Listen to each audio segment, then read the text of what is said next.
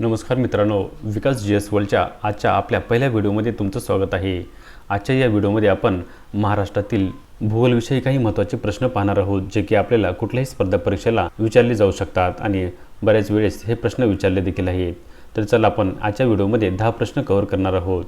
तर आपण आजचा पहिला प्रश्न आहे, महाराष्ट्रातील सह्याद्री पर्वतरांगेच्या पूर्वेकडील उतारास काय म्हणतात? आणि आपले पर्याय आहेत कोकण, बी देश, सी मावळ आणि डी घाटमाता।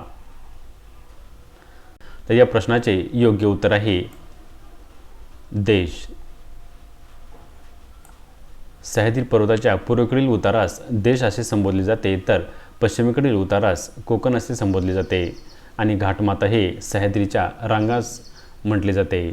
आपला पुढचा प्रश्न आहे, महाराष्ट्रातील खालीलपैकी कोणता खनिजाचा साठा हा महाराष्ट्रामध्ये सर्वाधिक प्रमाणामध्ये आढळतो? आणि आपले पर्याय आहेत पर्याय क्रमांक ए कोळसा, पर्याय क्रमांक बी लोह खनिज, पर्याय क्रमांक सी बॉक्साईट आणि पर्याय क्रमांक डी मॅंगनीज। आणि या प्रश्नाचे सर्वात योग्य उत्तर आहे पर्याय क्रमांक सी बॉक्साईट। जसे की आपणास माहीत आहे, महाराष्ट्रामध्ये बॉक्साईटचे साठे हे मोठ्या प्रमाणात आढळून येतात आणि यामध्ये सर्वाधिक साठे हे महाराष्ट्रात कोल्हापूर, रायगड, रत्नागिरी आणि सातारा जिल्ह्यामध्ये बॉक्साईटचे मोठ्या प्रमाणात साठे असल्याचे आपणास समजते। आपला पुढील प्रश्न आहे, महाराष्ट्रातील गोदावरी नदीचा उगम हा कोठे होतो? आणि पर्याय आहेत ए त्र्यंबकेश्वर, बी महाबळेश्वर, सी भीमाशंकर आणि डी माथेरान। आणि या प्रश्नाचे योग्य उत्तर आहे त्र्यंबकेश्वर। नाशिक जिल्ह्यातील त्र्यंबकेश्वर या ठिकाणी गोदावरी नदीचा उगम होतो। त्र्यंबकेश्वर आणखीन एका कारणासाठी महाराष्ट्रामध्ये त्याचबरोबर देशामध्ये प्रसिद्ध आहे आणि ते म्हणजे 12 ज्योतिर्लिंगापैकी एक ज्योतिर्लिंग। आणि त्र्यंबकेश्वर हे सह्याद्री पर्वताच्या उपरांगा ब्रह्मगिरी पर्वतामध्ये बसलेले आहे। आपला पुढील प्रश्न आहे, महाराष्ट्रातील कोणत्या जिल्ह्यात सर्वात जास्त जंगल क्षेत्र आहे? आणि पर्याय आहेत ए गडचिरोली, बी चंद्रपूर, सी गोंदिया आणि डी यवतमाळ।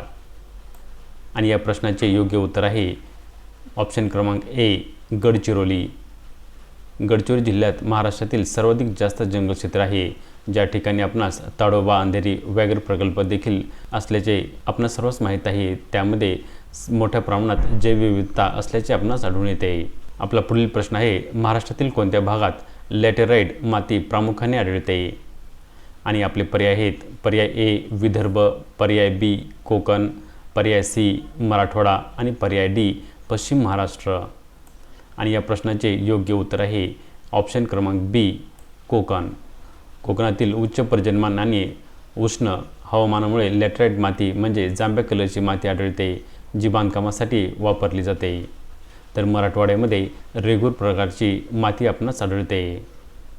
आपला पुढील प्रश्न आहे, महाराष्ट्रातील खालीलपैकी कोणत्या नदीला दक्षिण गंगा असे संबोधले जाते?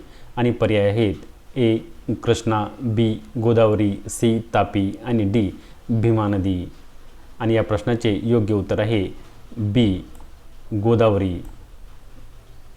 आपणास सर्वच माहीत आहे, गोदावरी ही दक्षिण भारतातील सर्वात मोठी नदी आहे। त्याचबरोबर भारतामधील गंगा नदीच्या नंतरची दुसरी सर्वात मोठी नदी आहे। आपला पुढील प्रश्न आहे, महाराष्ट्रातील कोणत्या ठिकाणी सर्वात जास्त वार्षिक पर्जन्यमान नोंदवले जाते?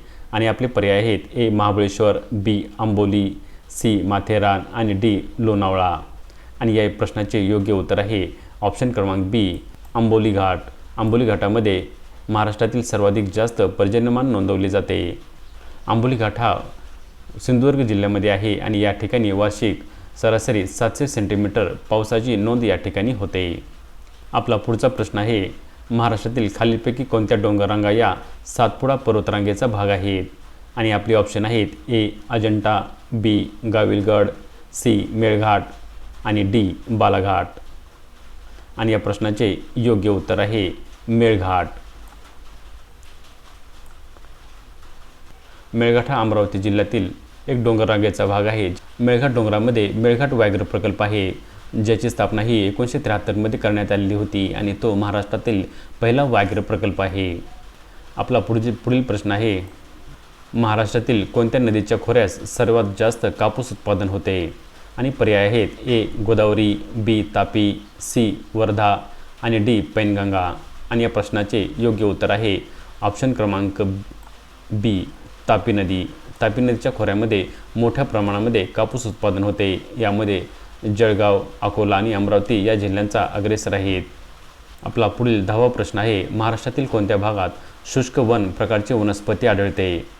आणि आपले पर्याय आहेत option A Konkan, B Khandesh, C Marathwada आणि डी विदर्भ. आणि या प्रश्नाचे योग्य उत्तर आहे मराठवाडा. आपणास सर्वांस ठाऊक आहे मराठवाडा हा पर्जन्यछायेचा प्रदेश आहे. त्यामुळे महाराष्ट्रामध्ये सर्वात कमी पाऊस हा मराठवाडा विभागामध्ये पडतो. आणि ज्या ठिकाणी कमी पाऊस असतो त्या ठिकाणी शुष्क वने हे मोठ्या प्रमाणामध्ये आढळतात. त्यामुळे या प्रश्नाचे योग्य उत्तर आहे ऑप्शन सी मराठवाडा. मित्रांनो, आजच्या व्हिडिओमध्ये आपण 10 प्रश्न कव्हर केले आहेत. हा व्हिडिओ तुम्हाला कसा वाटला आम्हाला कमेंट्स करून सांगा.